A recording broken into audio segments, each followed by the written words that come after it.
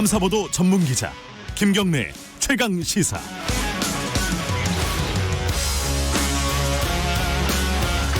김경래 최강 시사 2부 시작하겠습니다. 어제 문재인 대통령의 6.15 기념 메시지가 있었죠. 남북이 함께 돌파구를 마련해야 된다는 취지인데 이게 좀 상황이 그렇게 만만치는 않은 것 같습니다.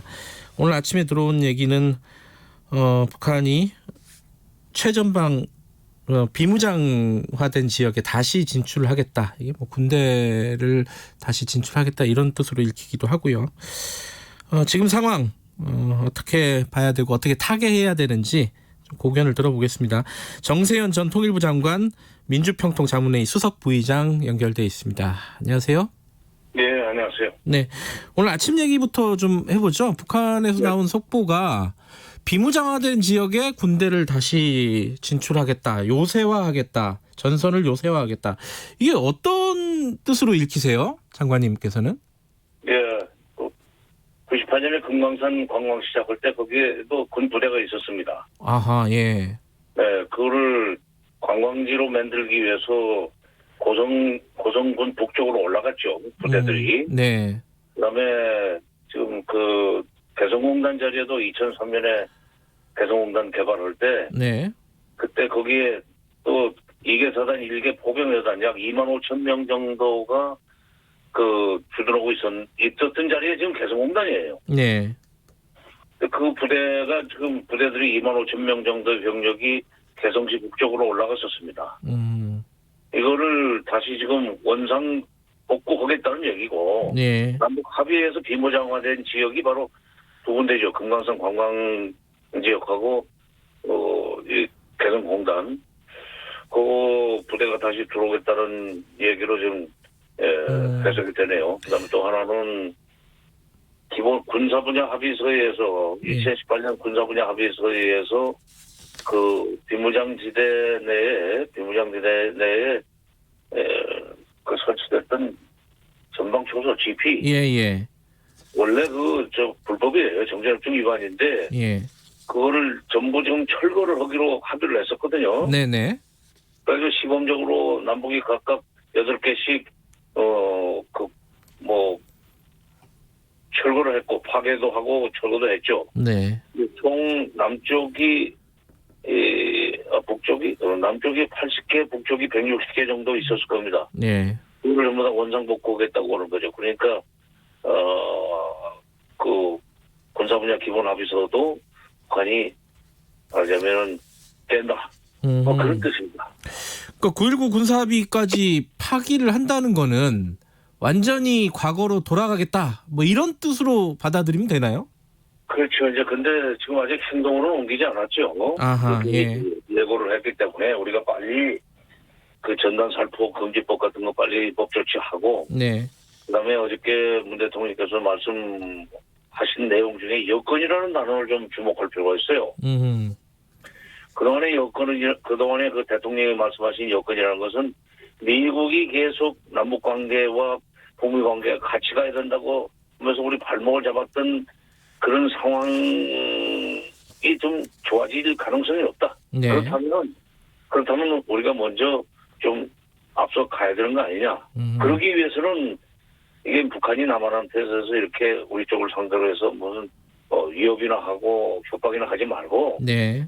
북한이 어느 정도 호응을 해줘야 우리가 미국을 설득하든지 달래가지고. 네. 이거는 우리가 좀 북한과 손잡고 먼저 일을 시작할 테니까. 네. 자꾸 비핵화에 연계시키거나 북미 관계 개선이 될 때까지 기다려서 남북 관계 개선하라는 얘기 하지 말라는 뜻이거든요, 그게.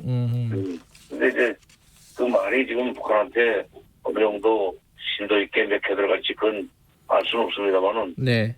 그건 그 다음 순서로 그런 일을 하겠다는 것을 예고를 했습니다. 그러니까 처음에는 개성 연락사무소를 무참하게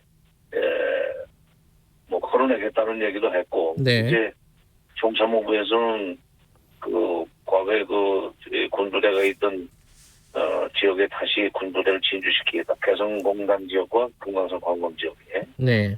전방 초소 복원 이런 걸 지금 예고했는데 아직 행동을 안 옮겼고, 우리가 좀 빨리빨리 움직이면 그 막을 수 있지 않나 그런 생각이 듭니다.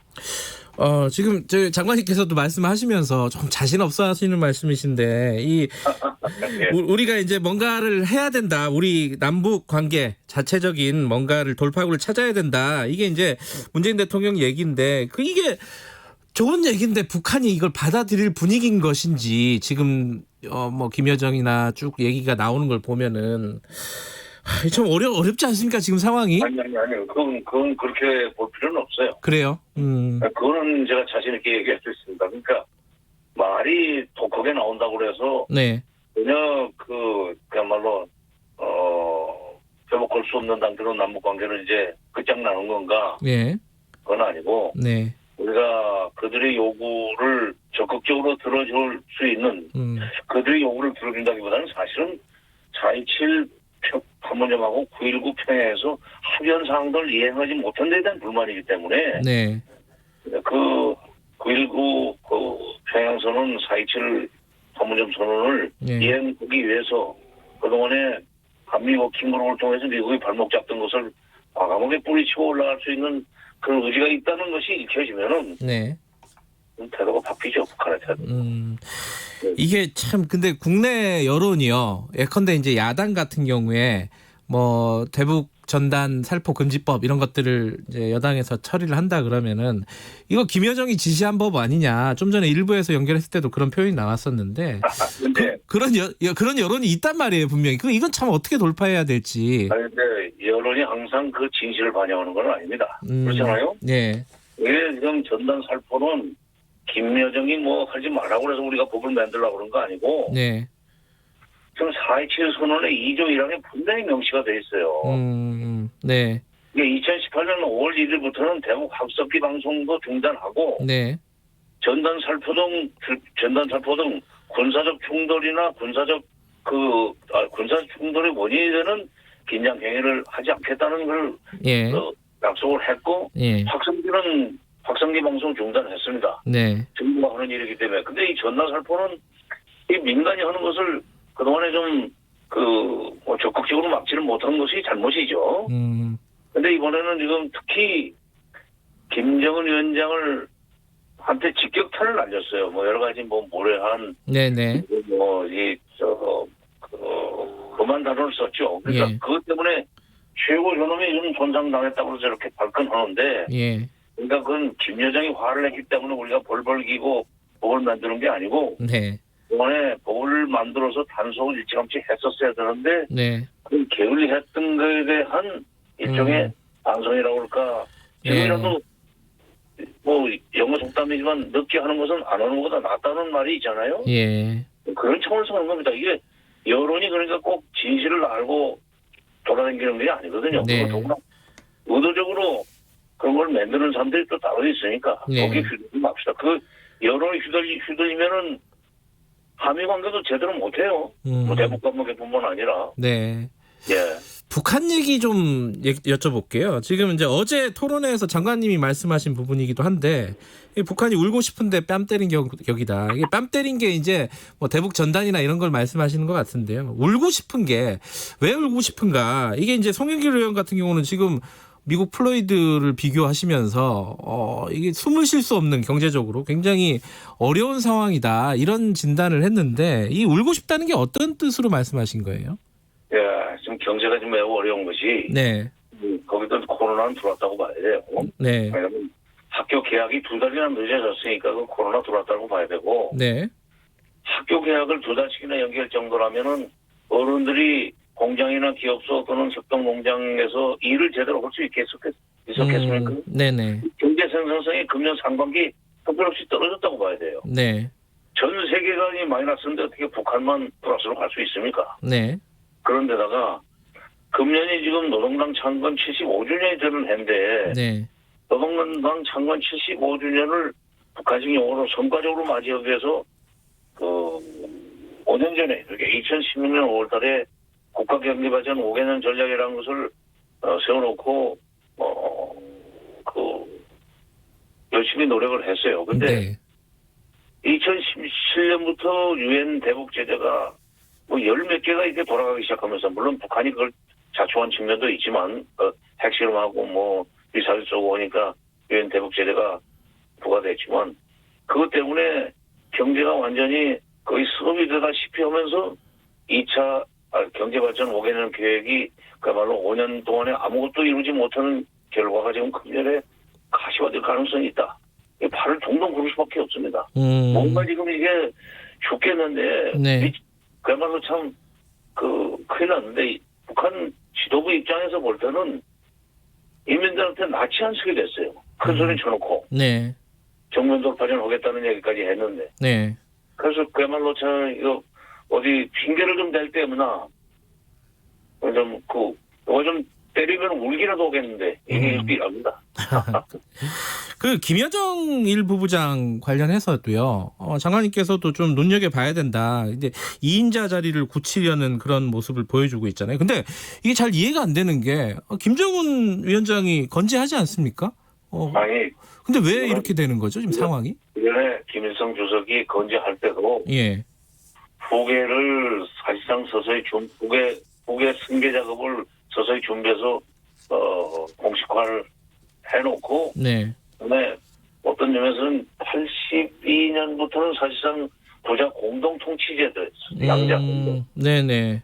네, 김정일 위원장도 2008년에 한번 쓰러졌었습니다. 예. 이명박 정부 때죠. 예. 뇌졸중 비슷한 거였던 것 같은데 그 전에는 내대까지 무슨 이 부자 승계를 할 수 있겠느냐는 얘기를 김정일 위원장이 했다는 얘기를 몇 군데서 들었어요. 중국 쪽에서. 그런데 그 일이 있고 난 뒤에는 이거 안 되겠다. 그러면서 이제 주변에 있는 말하자면 신하들이 아니고 옛날 말이네요. 네.